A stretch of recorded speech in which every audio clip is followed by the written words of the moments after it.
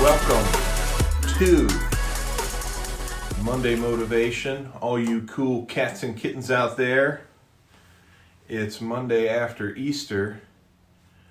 Glad to have you all watching today. Good morning. Carrie Noor, happy Monday after Easter. Hope you're doing well.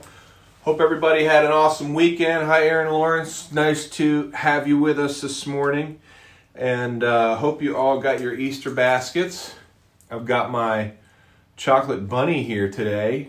Hi, Leah Marie Bainey. Nice to see you. Chocolate bunny, look at this. It is Hershey's, and it is a solid milk chocolate bunny.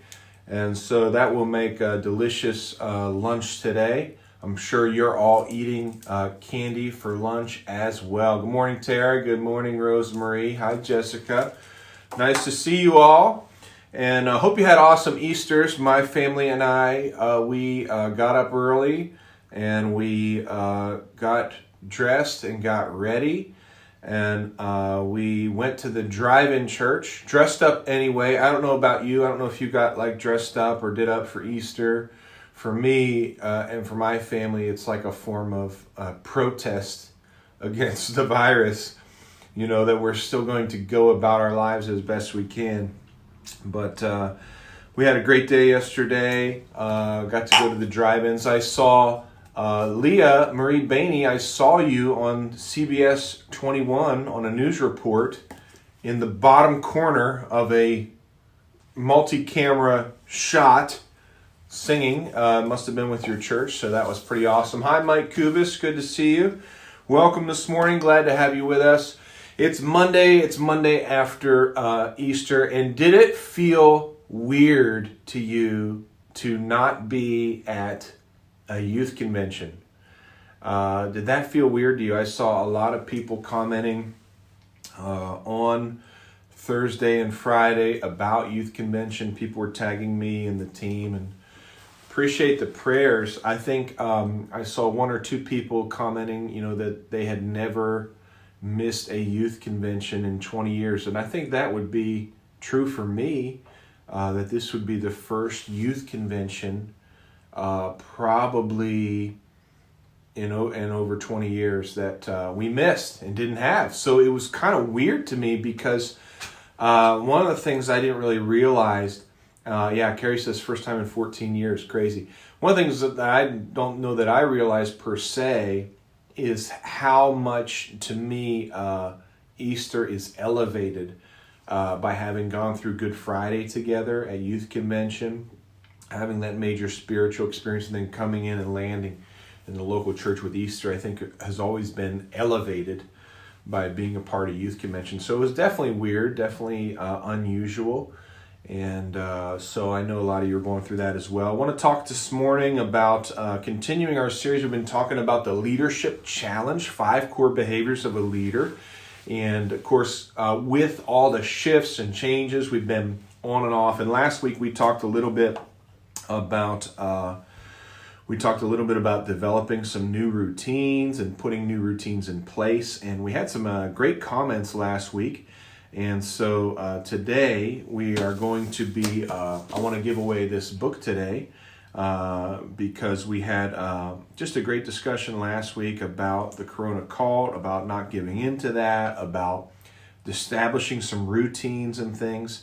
And so we want to give this book. This book is called Growing Young. It's by Kara Powell is the main author, but there's 2 others. And Kara Powell's done a lot of research. She comes from Assemblies of God Roots, but she's on staff at Fuller University, Fuller Youth Institute. Growing Young, this is one of her latest books, 6 Essential Strategies to Help Young People Discover and Love Your Church. And so I want to send this out to Trish Boring. Trish Boring, you are going to be receiving this book.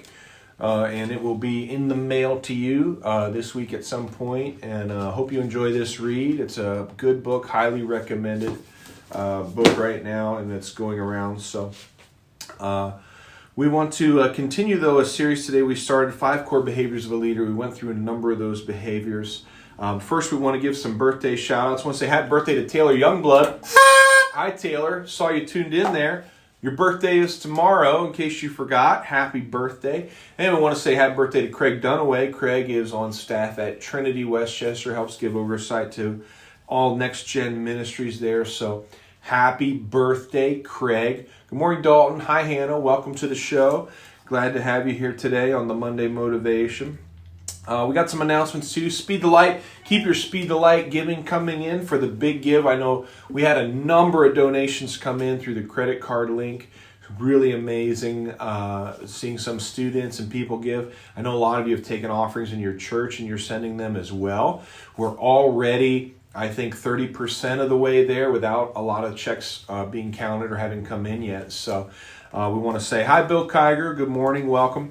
So today we want to talk about continuing our series on the Leadership Challenge, 5 core behaviors of the leaders, 5 things that high-performing leaders do in most organizations. This is the Leadership Challenge.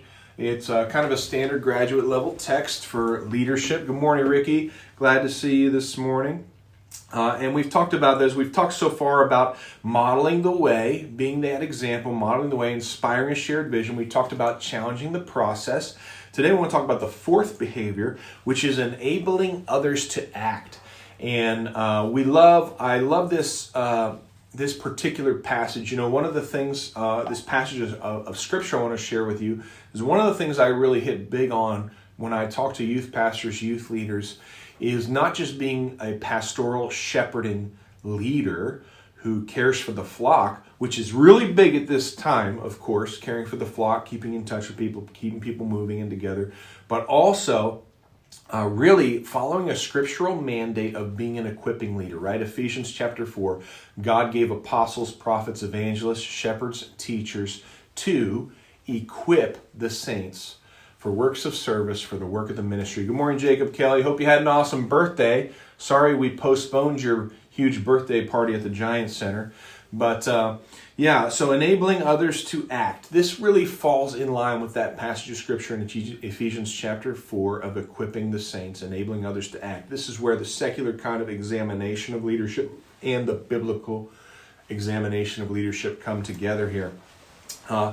How do we enable others to act? Whether it's your youth leaders, whether it's student leaders within your group, whether it's even your, maybe it's a baseline student, how do you empower them to take control of their own life, of their own discipleship processes? How do you enable them to act? And a couple of key points from the text of Cousy and Posner's book, The Leadership Challenge. Number 1 is foster collaboration. Foster collaboration. Great teams work together. And whether it's your leadership team of adults or students, or whether it's just maybe you say, well, I'm the only leader in a youth group of 10 kids or less.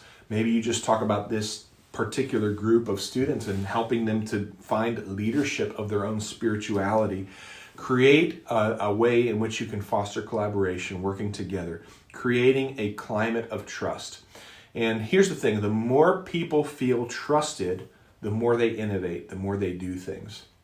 And you know this in your own life, that the more you feel like a leader trusts you, gives you what you need to be able to do youth ministry, do the work of the ministry in your own sphere of influences. Good morning, Braden. Welcome. You know that the more you feel released to do, to create, to make things, the more people feel trusted, the more they innovate. When you create a climate of trust, and this is always a risk for a leader, when you create a climate of trust, good morning, Lindsay Brace, when you create a climate of trust, you take away some of your own power, some of your own authority, and you give it to someone else. When you talk about like a student leader, for example, well, that can be a really scary thing. Well, we're not talking about delegating all of your power as a youth pastor or as a youth leader. We're talking about giving them something that they can handle. For example, could a student leader run games? Could they run prayer times? Could they be in charge of communicating with other students? But you enable them to act. You give away some of that authority, some of that power that's been given to you, and you help other people do it. And I would say this, to establish a climate of trust, you have to be the first person to trust. You need to be the one as the leader who goes to another person and says, hey, I'm going to trust you to do this. I'm going to trust you to act. I'm going to trust you to take action. I'm going to trust you to do things. Second thing is this, facilitating relationships. So you create a climate of trust and you facilitate relationships. Before we move on to facilitating relationships, part of facilitating relationships, part of building trust is this. You have to be able to look at other people's points of view. Maybe you have a vision, maybe God's given you something, maybe you have a vision for how that thing that God has given you is going to be accomplished. Be willing to hear from other people about what their points of view might be, how they might want to become a part of the project that you're working on. Being open to alternative viewpoints. That doesn't necessarily mean that you accept all other viewpoints, but it does mean you listen. Good morning, Mike Smith. Hey, bro. It does mean that you listen to other people's viewpoints and figure out how it can integrate into what you are doing. I've done this a lot. The last book that we put together in Youth Alive was the I Dare You book. We had 10 or 11 Youth Alive authors. I had the idea, Doug Sayers had the idea actually for the concept, the challenge. I had the idea to put it into a book form for campus missionaries, but there were some other Youth Alive missionaries who contributed to the overall vision, creating like a calendar, for example, of the chapters going along with months of the year and things that were happening. Great ideas. We brought those into play. You've got to be willing to hear other people's. Now, to say this, I'll just say this. When you are building trust, you're facilitating relationships, one of the foundational ideas here is that you have shared goals, that you have shared vision. And so for a team of people to have a positive experience together, the authors write, they must have shared goals that provide a specific reason for being together. Good morning, Michael Schaefer. Nice to have you with us today. Having shared goals that provide a specific reason for being together. What does that mean? It means we're not just doing stuff together because we're friends, though hopefully friendship, relationship is a byproduct of working together. We're coming together because we have common goals. Hi, Craig Dunaway. Happy birthday this week. That's why we tagged you and invited you to be a part of this broadcast today. It means you have shared goals, shared vision, and you're moving together towards a common ideal. Patrick Lencioni, in his, he's got a book out. He's got several books out, Patrick Lencioni.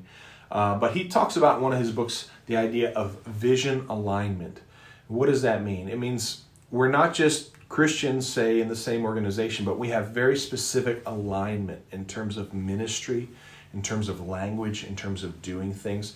And so I would just really say this, enabling others to act, fostering collaboration, giving power away, and trusting leaders to be able to do things means that you have established that you have vision alignment, that you're moving in the same direction. And you're not just moving in the same direction, but you're speaking the same language as you move in that same direction. And so I just want to challenge you today that part of being a great leader means you empower others to act. Set goals for your leaders. Give them roles, things to do, things to play. If it's student leaders, maybe you have a student leadership team. Create a role for each student leader or group of leaders on your Wednesday night service. Give them goals to reach out for. Maybe you put a camera or you have some student take their phone. You say, hey, let's get 100 pictures tonight of things that are going on. Maybe you have a student who's greeting, something like that. And so find roles, help them set goals. The second thing is this. Number one, faster collaboration if you want to enable others to act. Number two, foster or help strengthen others by increasing their self-determination. What does that mean? It means you give them the power to make decisions. You give them the power to make decisions. When we examine times in our life when we feel powerful and powerless, feeling powerful is literally the feeling of being able. It comes from a deep sense of being in control of your own life. A lot of people are feeling powerless right now because we don't have a lot of control over our lives right now. We're being told when and where we can't go, et cetera, and that's challenging. You know that creates and fosters in you a sort of a feeling of helplessness sometimes. Well, in leadership, when you're leading others, sometimes your leadership, how you do that can create that same sense in the people that you're leading. You've got to enable them to act. You've got to increase their ability to self-determine, to be able to make their own decisions, to have control of their life. That does come from having a climate of trust. It does come from having strong relationships with one another. When people feel like they're controlled by others, when they feel like they have a lack of support or resources, they show no commitment to excel. Although they may comply with what you're saying, they probably won't do it to the best of their ability. And so you've got to enable them to act through increasing their self-determination. Now, I'll just say this. When you increase self-determination for your team, for your student leaders, doesn't mean you just let people go willy-nilly and do whatever they want in your youth ministry. Doesn't mean if you have an adult leader who's responsible for, say, contacting students and texting them and keeping, doesn't mean they suddenly have their own youth group per se and they start doing their own activities, because you are part of a team. And so as you increase self-determination, the other thing that has to increase is accountability. With self-determination, with an increase of ability to make decisions, to do things on their own, accountability has to increase with that. A lot of people want this part. They want the ability to be free, to do what they want, to make their own decisions, but they struggle with the accountability side, answering questions for the work they've been doing, coming back to the table and being able to provide an account for their time and for their the goals that you've set for them and the roles that you've laid out for them. So you're not just fostering self-determination, you're also fostering healthy accountability. As you give people the idea that they are able to act on their own, let them know, hey, we're going to come back and discuss this and see what happened.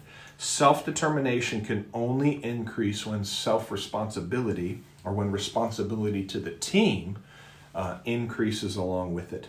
And finally, in terms of enabling others to act, we've talked about fostering collaboration. We've talked about strengthening others by strengthening their ability to self-determine. You also need to strengthen their skill, their competency. When you increase someone's competency, you increase their confidence that they can do the job.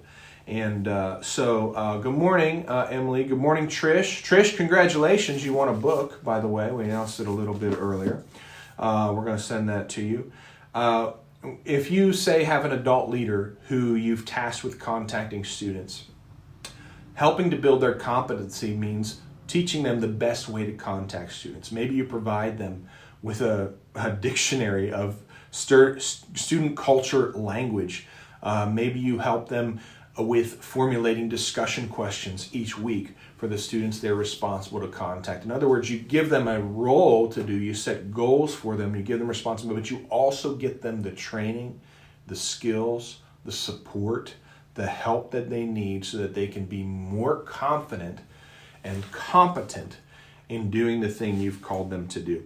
And so I love this section of Kuzay and Posner's book because it really is kind of the how-to of the great pastoral, really the apostle, prophet, evangelist, shepherd, teacher. It's a how-to guide when it comes to the great mission God's given us, which is to equip saints for the work of the ministry. And so I hope you're doing that. I hope in this time of challenge that if you have leaders or if you have student leaders, you're equipping them more. We've seen a lot of that. We've seen a lot of our Youth Alive leaders. They're doing devotions every day. Great job.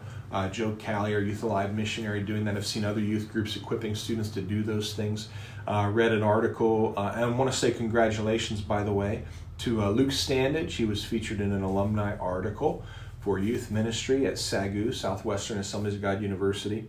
One of the things he said is they credit their success that they're having during this time with their youth ministry, that leaders are the ones who are contacting a lot of the students. A lot of different leaders are working their texting chains or whatever, and they're contacting students and getting them into the youth group meetings. So I hope you're realizing at this time that empowering and enabling others to act is the lifeblood of a growing organization. And you can't do everything yourself, that you need more people involved, that you need more people who are empowered to do things. So congratulations. A couple of announcements. Number one, please continue, if you haven't done so already, to challenge your students towards the Big Give. Now is the time. If you have collected all that, please send your check to the district office, you can make it out to Pendel Ministry Network or Pendel Youth Ministries. Just put in the memo, Speed the Light, the big give. That will help us know that we are putting the money towards the right project or projects. And then also fine arts. As you know, fine arts happened. We had wins. Good morning, Kyle. Good to see you. Happy day after Easter. We had many wins during the Fine Arts Festival. Our evaluators met in the breakout rooms. They had a great time. They seemed to move pretty efficiently through the evaluation process. We have some technical challenges with the forms that we were using online, and so we have all the data, we have all the information, but our system did not quite sort it properly, so it's taking us a day or two extra to be able to sort the evaluation forms, and been on our team about this. How quickly can we get the evaluation forms back to our group leaders for fine arts? And so I'm being told by the end of the week, but we're looking at every possible way that we can accelerate that and get the evaluation forms to you. Now, evaluation forms for fine arts will be coming to you by email. Certificates will come in the physical mail. So we're also going to be sending out certificates, and we would encourage you to find a way to honor your students with those certificates the next time you're able to gather together. Or maybe you make this one of your strategies for connecting, is maybe you do a delivery and deliver certificates to your students over the next couple of weeks. But thanks everybody for tuning in today. It's Monday. I'm going to pray for you. We want to just encourage you, keep communicating, keep talking to your students. Don't let that feeling of lack of control over some things right now paralyze you, but keep moving forward, keep communicating, keep praying for your students, focus on the word that you're giving them, and challenge them at this time. God, thank you for every leader watching this Monday Motivation today. I pray that you bless them and keep them. God, I pray that you lift up your countenance, your face to them, that you see them, that you hear them, that you bless them during this time and give them peace. God, help them as they work through ways to enable others to act, ways to empower and equip others in their youth ministry, in their church, in their life, in their discipleship circle or sphere of influence, to take control of their own duties, goals, roles, discipleship journeys, and act accordingly and beneficially for the good of all. God, I thank you for this amazing team, youth pastors and leaders. Bless them today, we ask in Jesus' name. Amen. Thanks, everybody. Have a great, great Monday and a great week. Fine Arts Forums will be coming to you as soon as possible.